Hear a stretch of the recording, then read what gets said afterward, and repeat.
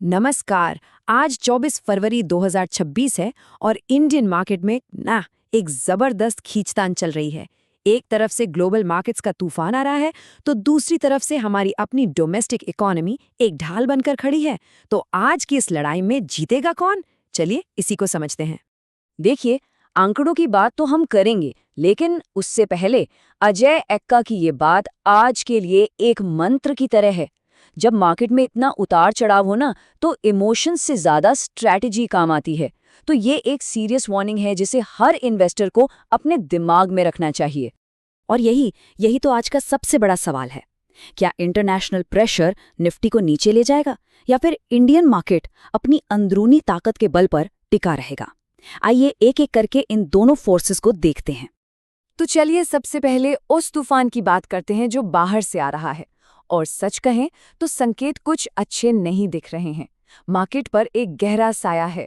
इस तूफान का पहला इशारा हमें मिला अमेरिकी बाजार से। डाउ जोन्स सीधा 650 पॉइंट्स नीचे, और सिर्फ गिरा ही नहीं बल्कि 49,000 का जो एक साइकोलॉजिकल लेवल होता है ना, उसके भी नीचे जाकर बंद हुआ। तो आप समझ सकते हैं कि सुबह सुबह मार्केट का मूड कैसा बना होगा। फिर एक और खबर आई व्हाइट हाउस से। 150 दिनों के लिए 15% का एक टेम्पररी ग्लोबल टैरिफ लगा दिया गया है। इस अचानक आए फैसले ने ट्रेड को लेकर अनिश्चितता को एक अलग ही लेवल पे पहुंचा दिया है।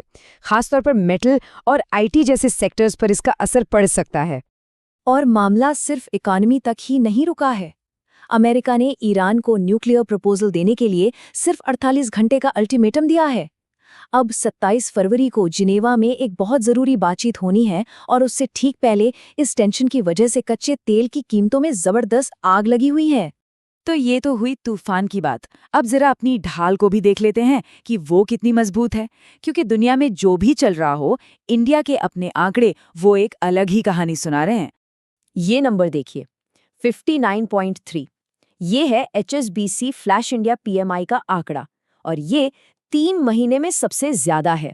इसका सीधा सीधा मतलब ये है कि देश के अंदर डिमांड बहुत मजबूत बनी हुई है।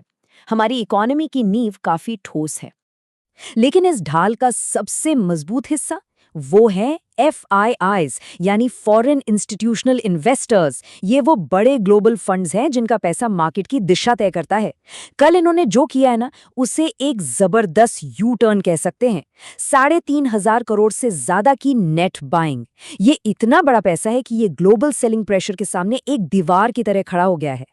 IT सेक्टर के अंदर भी ना एक मजेदार जंग चल रही है। एक तरफ तो AI को लेकर कुछ शॉर्ट टर्म डर हैं, जिसकी वजह से लोग प्रॉफिट बुक कर रहे हैं।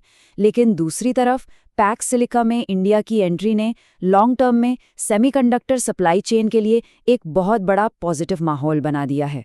ठीक है, तो हमने दोनों तरफ की ताकत देख ली, तूफान भी और ढाल भी। अब चलते हैं सीधे टेक्निकल चार्ट्स पर और देखते हैं कि आज असली लड़ाई किन लेवल्स पर होगी। बायर्स और सेलर्स कहाँ भिड़ने वाले हैं।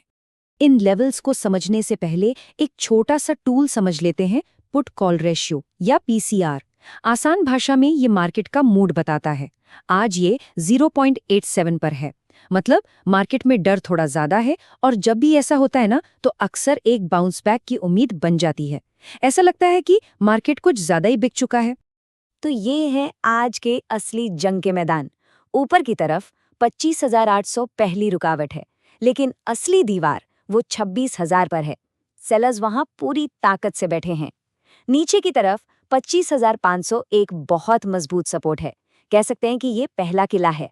अगर ये टूटा तो आखिरी उम्मीद 25,400 पर होगी। और ज्यादातर ट्रेडर्स की नजरें 25,500 से 25,600 के जोन पर टिकी हैं, क्योंकि सबसे ज्यादा पोजीशंस यहीं पर बनी हुई हैं। तो इन सब नंबर्स को मिलाकर देखें तो आज हो क्या सकता है। मोटे तौर पर 2 रास्ते दिख रहे हैं, एक ऊपर का और एक नीचे का। देखिए, अगर निफ्टी ने 25,538 इस लेवल को होल्ड कर लिया, तो जिन लोगों ने मार्केट को शॉर्ट किया है वो अपनी पोजीशंस कवर करने आएंगे, और फिर एक शॉर्ट कवरिंग रैली शुरू हो सकती है जो मार्केट को 25,800 तक ले जा सकती है। लेकिन अगर 25,450 का लेवल टूट गया तो फिर पैनिक सेलिंग शुरू हो सकती है और निफ्टी 25,300 की तरफ भी फिसल सकता है। तो सवाल ये है कि ऐसे माहौल में एक इन्वेस्टर क्या करे। तो चलिए एक आखिरी और सबसे जरूरी सलाह पर बात करते हैं। अजय एक्का की ये बात आज की पूरी बातचीत का निचोड़ है। आज बड़ा प्रॉफिट बनाने से कहीं ज्यादा जरूरी है अपने कैपिटल को बचाना। मौके तो मार्केट में कल भी मिलेंगे, पर शर्त बस ये है कि आज आपका कैपिटल सुरक्षित रहे। और इसी सवाल के साथ आज का ये विश्लेषण खत्म करते हैं कि जब ये तूफान थम जाएगा तो क्या आज का दिखाया गया अनुशासन कल के मुनाफे की वजह बनेगा? इस पर जरूर सोचिएगा। हमारे साथ जुड़ने के लिए बहुत बहुत धन्यवाद।